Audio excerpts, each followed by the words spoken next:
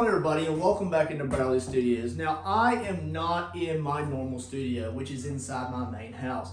I'm actually out in maybe what could be a future workshop. Now, we had just had this 10 by 20 shed delivered. It does have two lofts on both ends of the shed. I'll get to that in a minute.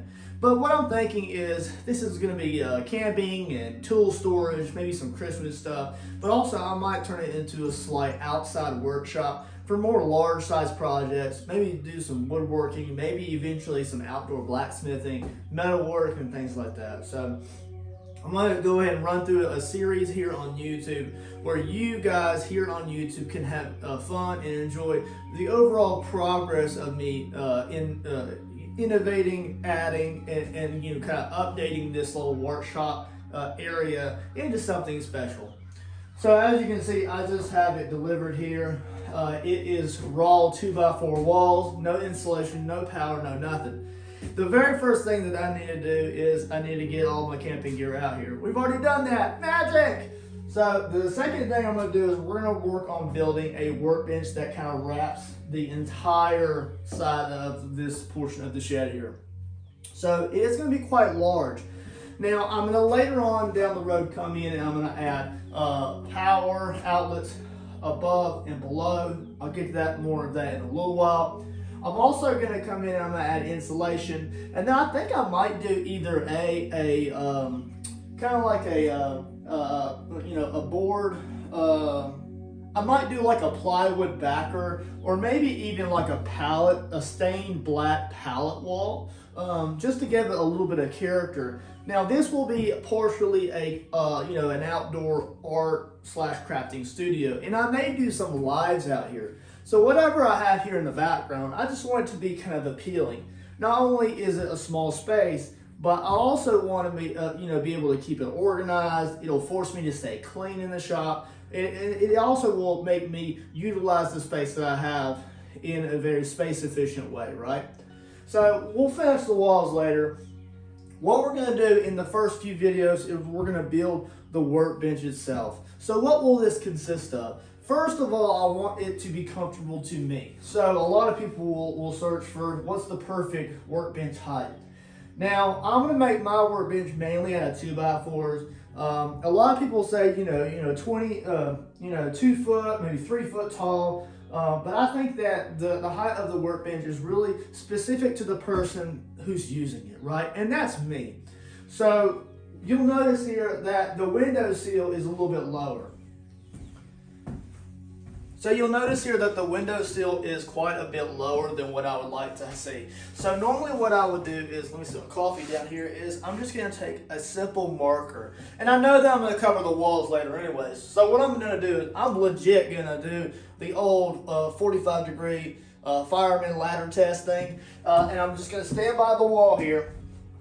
Arms almost at 90 degrees, a comfortable working space. And I'm going to find that 2x4 there. And I'm just going to kind of mark it up. This is probably where I would want to do most of my working if I'm standing up. Now, I may have like stools or something out here, or I may have like a lower sitting table, but this is really where I want my power zone to be. Power zone being the place that you can work comfortably in this zone without leaning over or sitting awkwardly or reaching up, tiring your arms and shoulders.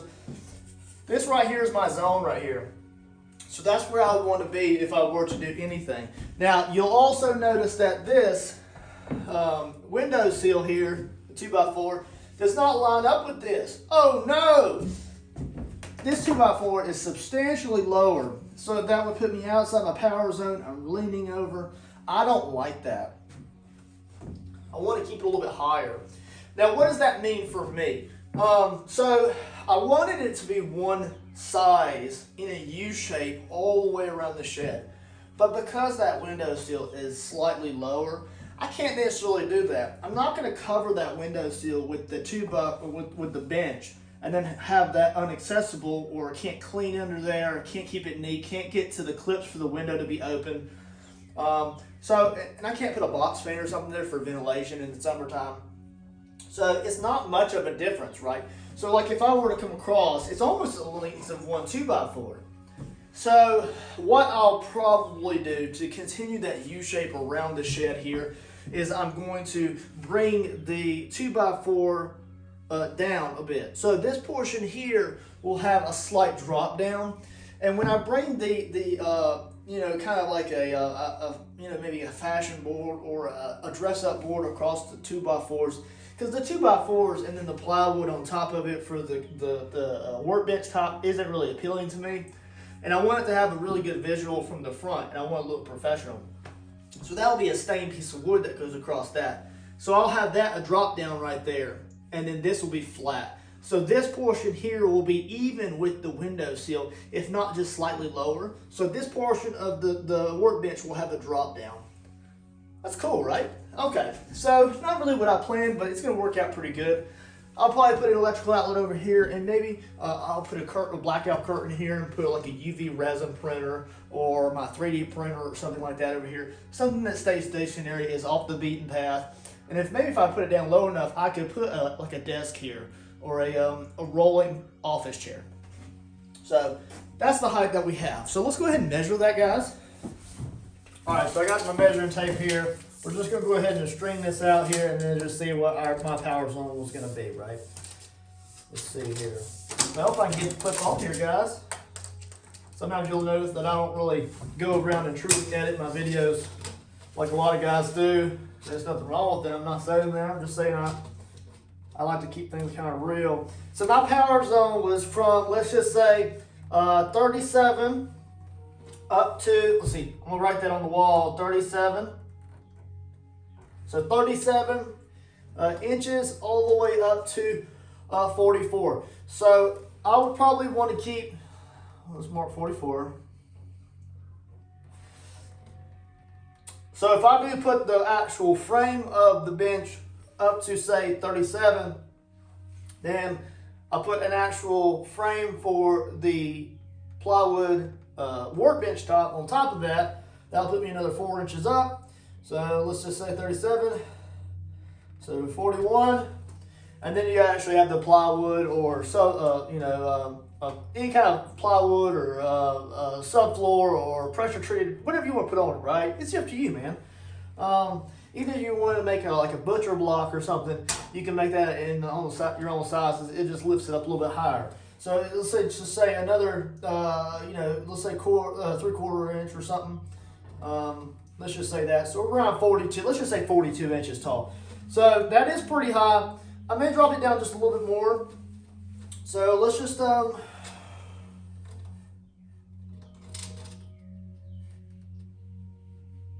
I feel like that's just a little bit too high, guys. So let's just drop it down a few more inches. Let's just say 30, 35. That'll put us at 39, and then put it 40 for the workbench top. So let's just say our goal for the majority of the bench here is 40 inches tall. All right, so let's just say that. So 40 inches tall will be the top of the bench there. Top. And yes, this is the first time that I've taken these measurements, guys, so I haven't done any of this before, so y'all are seeing this just as raw footage. And then we're also going to go ahead and measure to the window sill here, and then that will be the top for the side port over here. And then I'll show you what the other side's going to look like. So that's around 34 inches tall. Let's go just maybe half an inch to an inch below that.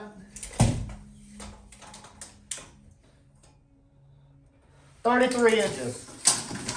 So, okay, so we're gonna have a few inches of drop, and that is completely fine. That just means that portion of the bench is gonna be kind of isolated from this portion.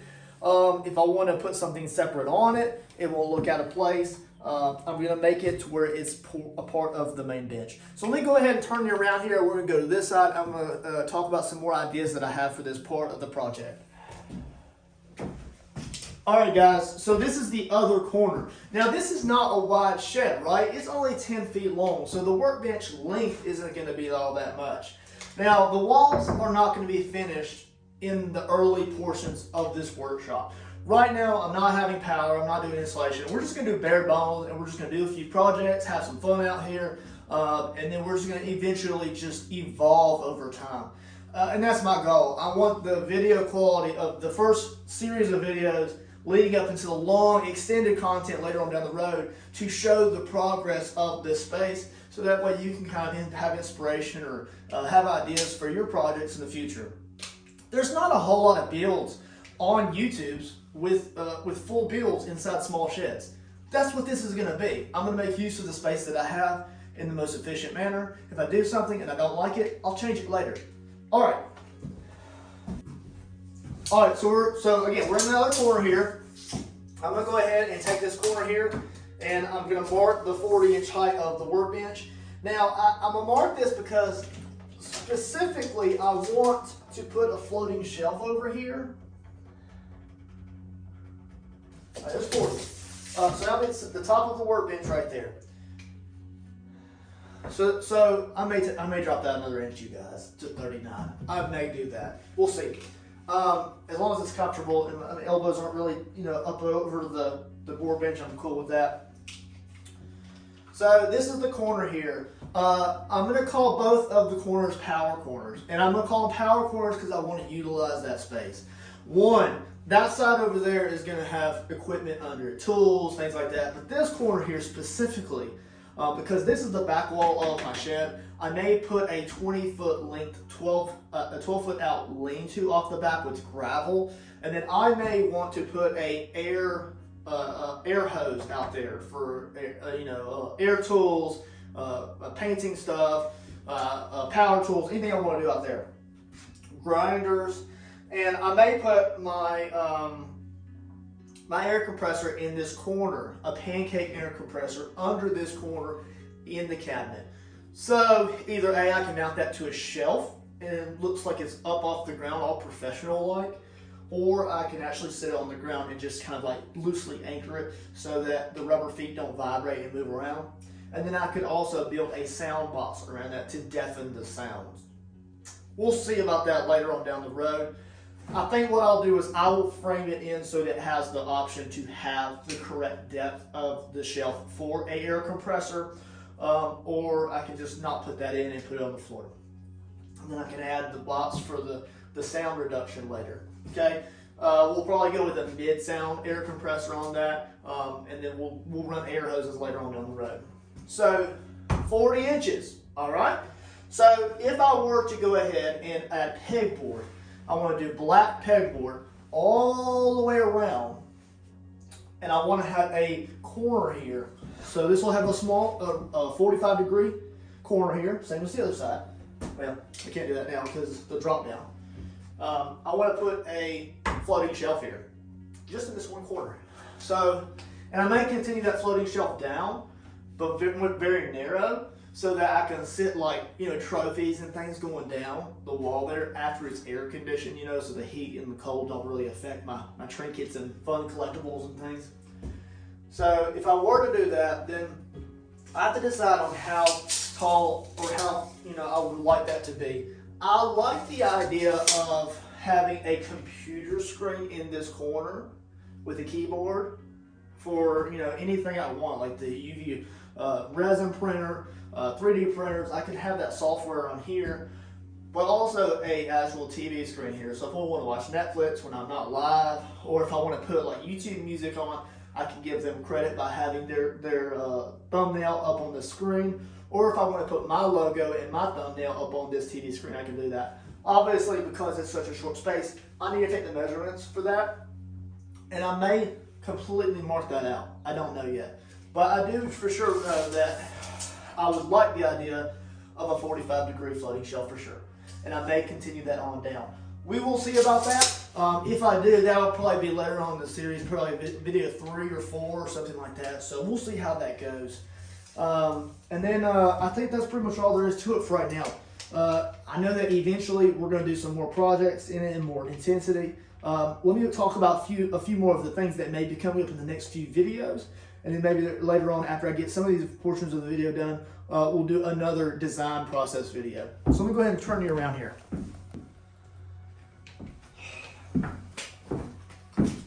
All right, so I've got you pushed back quite a bit in the overall shed.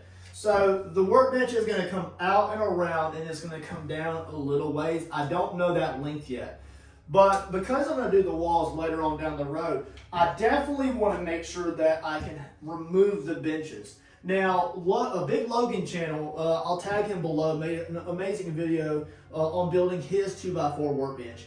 A lot of credit goes to him. He did a great video, and every time I look at workbenches, his is one of the first ones that pop up. He did great work.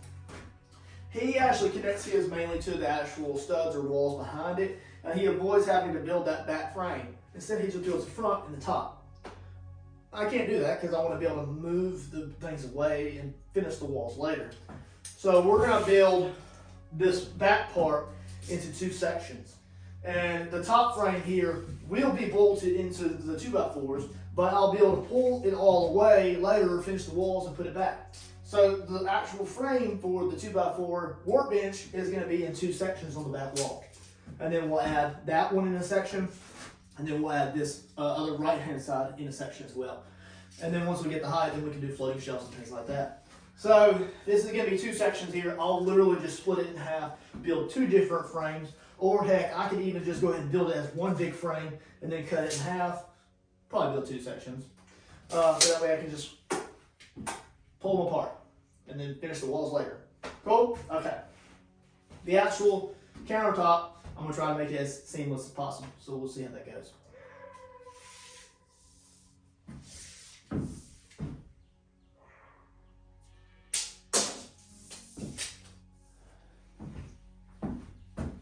So I definitely for sure want to do actual pegboard across the whole back of the workbench here.